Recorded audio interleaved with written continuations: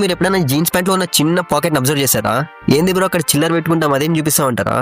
దీని వెనకాల ఒక క్రేజీ హిస్టరీ అయితే ఉంది. బిఫోర్ 1930s ఫ్యాక్టరీలో పనిచేసే వాళ్ళైనా, మైనింగ్ లో అయినా, లేకపోతే కౌ బాయ్స్ అయినా యూజువల్లీ వాళ్ళే ఎక్కువ జీన్స్ ప్యాంట్ ని వేసుకునే వాళ్ళు. ఎందుకంటే డెనిమ్ క్లోత్ చాలా థిక్ గా అండ్ రిజిడ్ గా ఉండేది. సో వాళ్ళు చేసే వర్కింగ్ కండిషన్స్ కి అదే బెస్ట్. బట్ ట్విస్ట్ ఏంటంటే అప్పట్లో రెస్ట్ వాచెస్ చాలా తక్కువ, అందరూ పాకెట్ వాచెస్ యూజ్ చేసేవాళ్ళు. అండ్ ఆ పాకెట్ వాచెస్ కి చైన్ లా ఒకటి ఉంటుంది, అది ఈజీగా మన పాకెట్ లో ఫిట్ అయిపోతుంది. సో ఇక్కడే ప్రాబ్లం వచ్చింది. ఎప్పుడైతే వర్కర్స్ పాకెట్ క్లాక్స్ ని పాకెట్ లో పెట్టుకుని వర్క్ చేయడం స్టార్ట్ చేశారో ఆ పాకెట్ క్లాక్స్ పగిలిపోవడం కానీ లేకపోతే స్క్రాచ్ అవడం కానీ స్టార్ట్ అయ్యాయి. సో 1983లో లెవిస్ కి అండ్ జాకోబ్ డేవిస్ కి దీన్ని చూసే ఒక ఐడియా వచ్చింది. జీన్స్ ప్యాంట్ లో ఒక స్మాల్ పాకెట్ ని అయితే యాడ్ చేశారు, ఎస్పెషల్లీ ఆ వాచ్ పెట్టడానికి. అండ్ దీని వల్ల వర్కర్స్ కి బాగా కన్వీనియంట్ అయింది అండ్ ఆ వాచెస్ కి కూడా మంచి ప్రొటెక్షన్ దొరికింది.